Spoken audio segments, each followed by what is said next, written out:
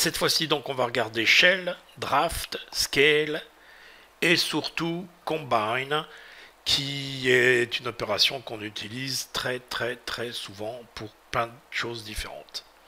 Alors, on va commencer par Shell, mais comme il s'agit du menu modifier, Modify, il faut déjà qu'on ait quelque chose d'existant. Donc on va faire du très simple. On va se faire une boîte qu'on va donc venir mettre à plat comme ceci. On va prendre des dimensions complètement aléatoires. Donc 200 par 200 par 200. Et comme ça, ça nous fait un cube. Voilà. Donc c'est un cube plein, fermé. Si là je m'amusais à faire une vue en coupe, pardon, c'est ça. J'allais dire c'est du genre. Pardon. C'est du genre circuler, il n'y a rien à voir. C'est un cube plein. Voilà, point, c'est tout. Ok. Donc, Shell. Shell, grosso modo, ça veut dire coquille. Donc, ça veut dire qu'on peut venir creuser notre objet plein. Alors là, j'ai un cube qui est une forme très simple. Ça peut être des volumes avec des formes plus complexes. La fonction fera la même chose. Simplement, il lui faut des faces. Alors, donc Shell me demande de sélectionner des faces ou un body. Alors, si par exemple je sélectionne cette face, qui est a priori le côté, hein, on a dit que le top était là. Si je sélectionne cette face et que je lui dis, puisqu'il me demande là une épaisseur qui va être donc l'épaisseur intérieure des parois, on va lui mettre 5. Et j'ai donc un trou de 5 fait sur cette face. Ok. Maintenant, et je dis pas que c'est logique, mais c'est pour montrer, pardon, j'aurais dû commencer par Shell. Et on va donc sélectionner ça, ça, ça et ça. Et je lui dis épaisseur intérieure 5 mm. Voilà ce qui se passe. Alors ça veut dire qu'il a creusé toutes les faces que j'ai sélectionnées, hein, et ce qui reste, ça fait 5 mm.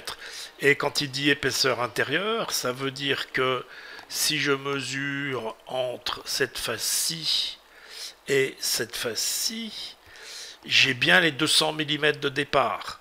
Hein. Donc chacune des faces qui restent fait 5 mm d'épaisseur vers l'intérieur de l'objet. Donc entre les deux, si je fais la mesure ici entre les deux faces, donc mes vues intérieures, je vais avoir 190. Voilà. Donc ça, c'est Shell. Alors, bien évidemment, c'est pas vraiment la façon dont normalement on utiliserait Shell. A priori, on utiliserait Shell, si c'est pour une boîte, on va dire qu'on va faire quelque chose de ce champ. Pardon. On va sélectionner une face, on va dire épaisseur intérieure 5 mm. Donc là, toutes les parois ont 5 mm d'épaisseur vers l'intérieur. C'est souvent comme ça qu'on fait. Ou alors, on va venir, alors il faut toujours se rappeler qu'on a toujours la possibilité d'aller dans l'historique pour modifier ce qu'on vient de faire. On fait Edit Feature. Là, on a une face de sélectionner. On peut en sélectionner une deuxième. Faire OK. Et cette fois-ci, on a, comment dire, un tube carré dont les parois internes font 5 mm.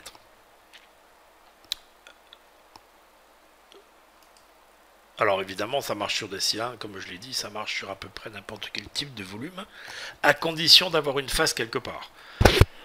Si c'est complètement courbe, quoi que si, après tout. Si c'est complètement courbe, alors attendez, on va venir se créer un cylindre qu'on va faire par le dessus comme on a fait pour notre boîte. On va le mettre par là. Voilà. On va lui mettre 100 de haut aussi. Non, 200, elle fait ma...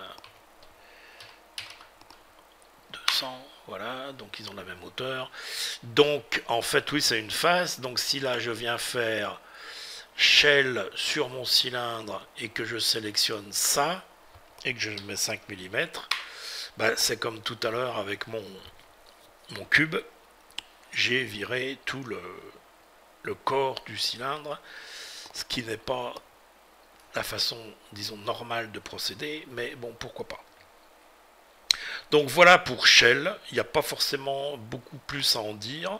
Simplement, dans certains cas, enfin ça peut être utile de s'en souvenir, dans certains cas, plutôt que d'aller faire un sketch avec la surface extérieure, on va dire, du carré, puis la surface intérieure et faire un extrude uniquement donc des parois, ben, on peut faire un bed cube, on fait shell et on refait la même chose.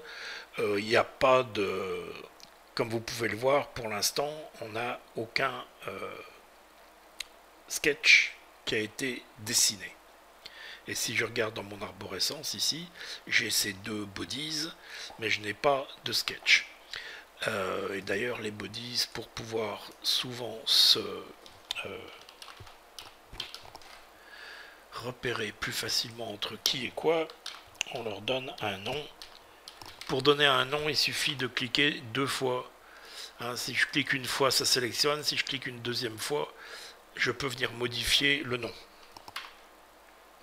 Alors, pourquoi il me met body 1 là? C'est cube. Voilà.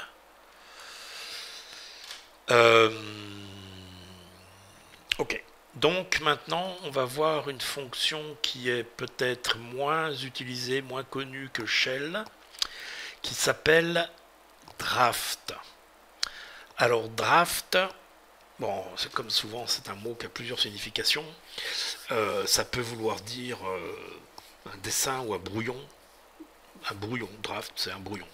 Mais c'est aussi dressé, comme, comme un maçon va dresser un mur avec la truelle pour lisser, pour le rendre bien droit, bien perpendiculaire au sol.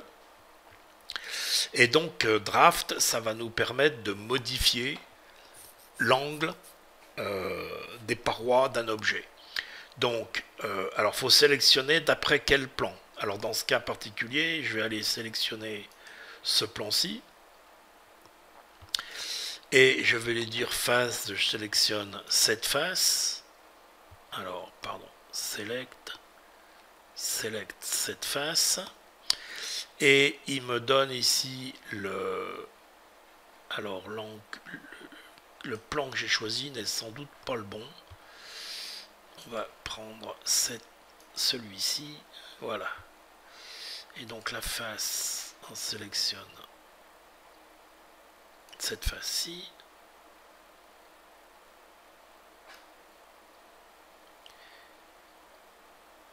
Et je peux modifier l'angle de la face. Alors ce que je voulais faire, c'était celle de dessus. Donc, attends, on va sélectionner ce plan-ci. Voilà, c'est plus en rapport avec ce que je voulais faire. Alors comme on a fait shell précédemment, évidemment, dans ce sens-là, il coupe. Il faudrait venir faire ça. Est-ce que je peux... Attends, on va faire OK. On va venir mettre le shell après, si je peux. Voilà, le draft ici. Et là, Edit Feature.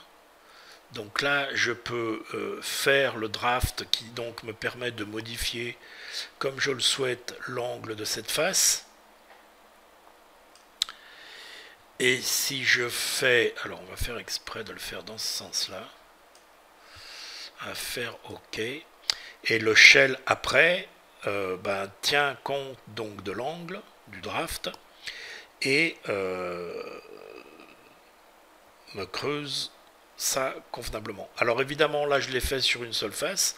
On peut le faire sur plusieurs. Rien ne m'empêcherait de venir refaire draft. Alors, on va repasser de l'autre côté du shell. Rien ne m'empêche de venir faire draft une deuxième fois. Alors, on va sélectionner ce même plan ici.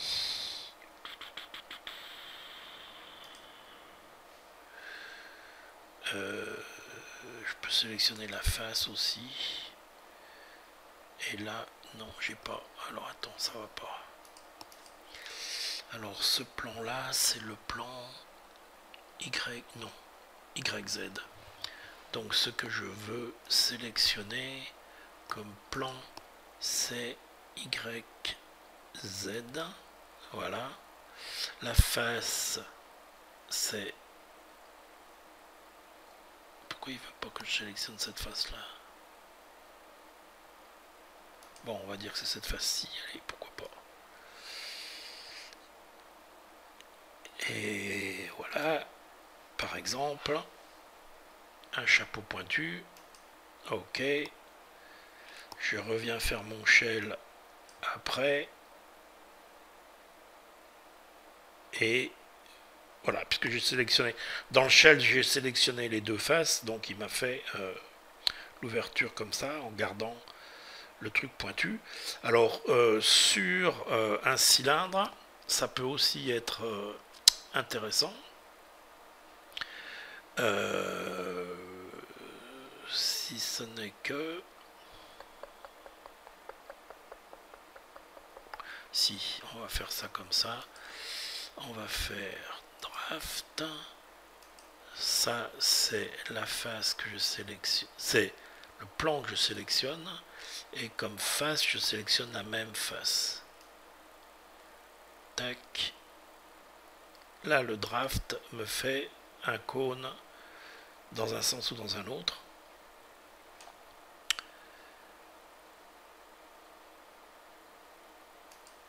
Par exemple, ou alors je peux revenir toujours dans draft.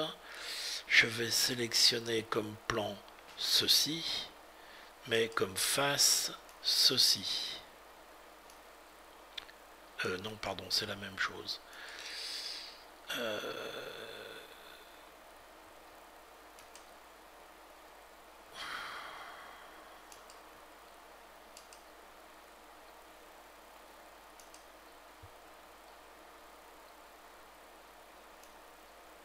Bon, ça c'est pas ce que je voulais.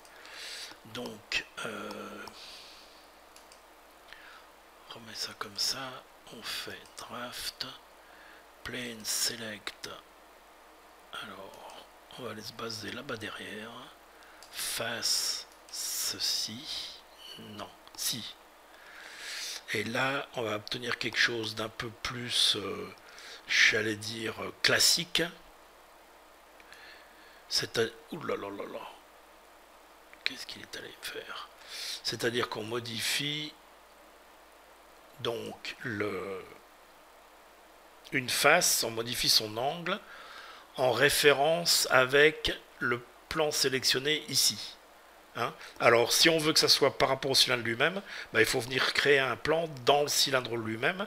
Là pour l'instant mes origines sont à l'extérieur du cylindre, donc il va aller se baser sur une origine externe.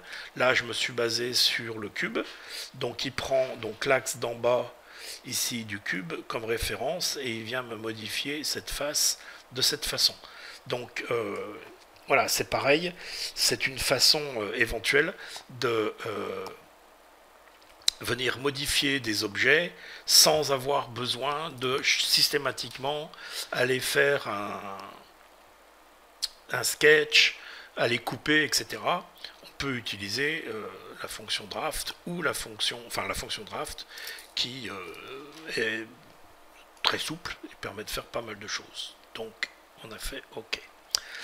Alors, autre fonction peu utilisée, mais pourquoi pas, dans certains cas ça peut être utile, c'est la fonction scale. Donc scale, bah, ça veut tout simplement dire que je vais changer l'échelle d'un objet. Alors ça pourrait être un composant, là on a des bodies, donc on va prendre un body. Je sélectionne ce body. Il me prend un point arbitraire qui là n'a pas beaucoup d'importance, puisqu'on va faire un scale uniforme, c'est-à-dire que le facteur d'échelle qu'on va utiliser va être dans x, y, z, dans toutes les dimensions. Donc là, 1, ça veut dire 100%, on est à l'échelle de départ. Hein. Si je mets 1.1, bah je grossis de 10% mon objet. Si je mets 0,9, je diminue de 10% mon objet. Hein, si je mets 0,5, je diminue de moitié. D'accord? Donc, on va repartir sur 1. Voilà. Donc ça, c'est uniforme. Maintenant, si je le souhaite, je peux utiliser non uniforme, qui va me permettre de faire des modifications d'échelle selon des axes. Hein? Par exemple, ici, dans l'axe X, qui est donc celui-ci, je vais lui dire 1.5, et ça m'agrandit donc le diamètre du cercle, puisque ça correspond à cet axe-là. Si je prends l'axe des Z, qui est donc la hauteur, et que je mets 0.75, il me diminue la hauteur proportionnellement, donc, de 25%. Donc voilà la fonction scale. Alors la fonction scale, on s'en sert pas beaucoup, mais je vais vous montrer une utilisation qui peut être utile notamment pour ceux qui font de l'impression 3D. Donc là je suis revenu aux dimensions d'origine, il n'y a rien de changé. Hein. Alors, combine.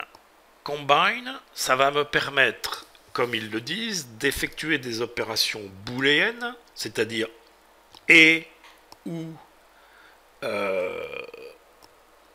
et le deuxième c'est ou, et ou, oh zut, bref, passons, ça me sort de la tête.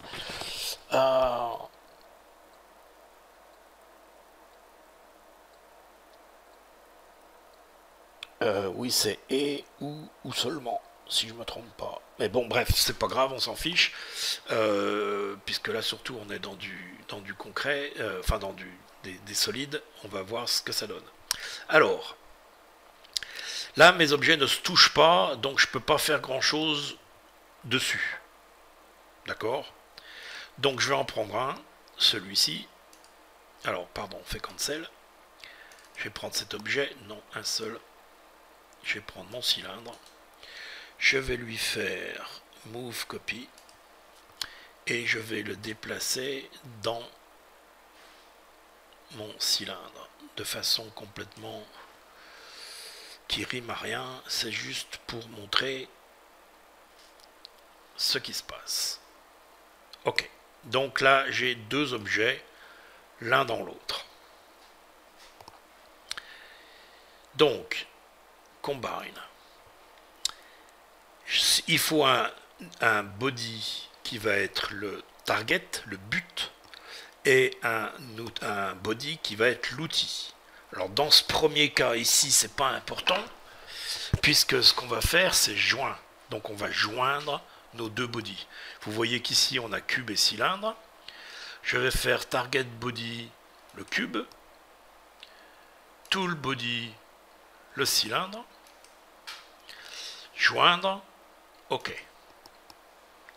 Et maintenant je n'ai plus qu'un seul cylindre, qu'un seul body, pardon, qui est donc un tout, hein, c'est un seul body, qui est le cube, puisque c'est le cube que j'ai pris comme target, comme but, donc la partie cylindrique est venue s'intégrer dans, on va dire, le cube. Donc ça c'est le et, si on peut dire, puisqu'on a fait un tout de deux parties. Bon, donc là je suis revenu en arrière, on revient dans Modify, on va reprendre notre target body le même, notre tool body le même, mais au lieu de joindre, on va faire cut. Et on va garder l'outil qu'on le cachera après, mais sinon mon cylindre disparaît. Donc là, si je fais cut, eh ben, comme son nom l'indique, je coupe, alors le cylindre, je le cache, j'ai coupé mon cube avec mon cylindre. Et restent les parties du cube qui dépassent, j'allais dire, du cylindre. On a utilisé le cylindre comme outil pour couper le cube. Alors, on va revenir en arrière. Et cette fois-ci, on va faire la même chose, à part que ça sera le contraire. C'est-à-dire que le target body, c'est le cylindre. Et le tool body, pardon, c'est le cube. Ah, pardon, attends. Je suis pas revenu assez en arrière parce que il est toujours en deux morceaux là. Voilà. Mon cube est en un morceau et mon cylindre aussi. Donc, combine. Mon target, c'est mon cylindre, ou tout du moins ce qu'il en reste. Et mon tool, c'est mon cube, tout au moins ce qu'il en reste. Je le garde, je le cacherai après, et je fais cut. Ok. Et cette fois-ci, je n'ai pas deux cylindres, je n'en ai qu'un. Mais si je cache mon cube, j'ai l'empreinte, si je peux dire, du cylindre qui est venu se mettre dans le cube. Hein, donc la distinction entre l'outil et le target est importante. Vous voyez qu'on n'a pas du tout les mêmes résultats avec les deux mêmes objets, suivant lequel on utilise comme but ou comme à modifier, et celui qu'on utilise comme outil pour modifier. Hein, donc c'est pas du tout la même chose. Alors, on va faire réapparaître ça. On va revenir en arrière parce que je ne veux pas qu'il y ait la coupe. Je vais vérifier que c'est bien revenu en arrière. Non, pas assez.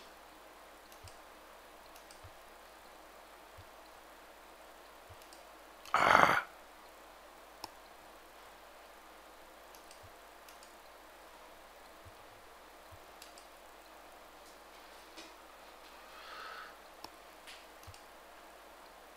Voilà, cette fois-ci, rien n'est coupé. Bien.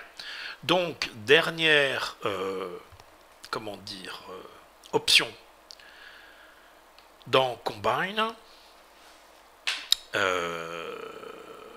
Alors, on va prendre comme target body. Alors oui, on va faire le contraire, comme ça je pense que ça sera clair. On va prendre ça comme target, on va prendre notre cylindre comme tool, mais au lieu de cut, on va faire intersect.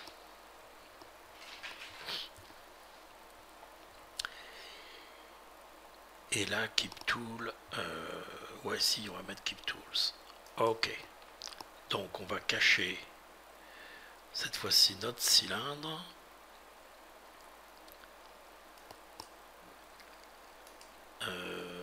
Attends, qu'est-ce qu'il me fait là?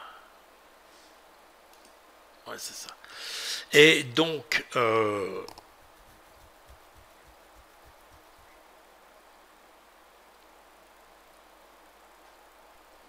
ce qui nous reste, c'est ce qui est à l'intérieur de l'intersection. C'est-à-dire que c'est, comment dire, on a en positif la coupe qu'on avait faite tout à l'heure quand on a utilisé donc le cube comme outil et le cylindre comme target. Il nous a fait une coupe à l'intérieur du cylindre à la forme du cube. Et bien là, si vous voulez, on a le positif de ce qui était en négatif. Je ne sais pas si c'est clair de le dire comme ça. On va peut-être faire quelque chose de beaucoup plus simple. Alors, je vais revenir en arrière. Voilà. On va revenir en arrière. On va faire un sur le top. On va venir faire une boîte qu'on va positionner ici, qu'on va faire en longueur comme ça, et qu'on va faire monter de 20. Voilà, on va revenir faire a priori un deuxième cylindre, pardon, boîte qu'on va positionner. Non.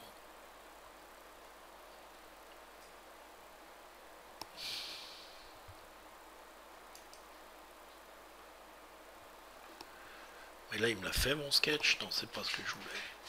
Il n'est pas là où je voulais.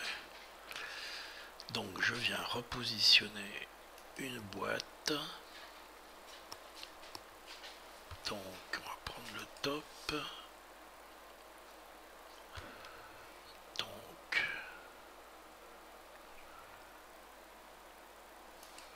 voilà. Et cette boîte on va venir la positionner comme ceci. On va lui dire New Body tout simplement. Et on va la monter de... Je sais pas là combien était l'autre. On va faire comme ça.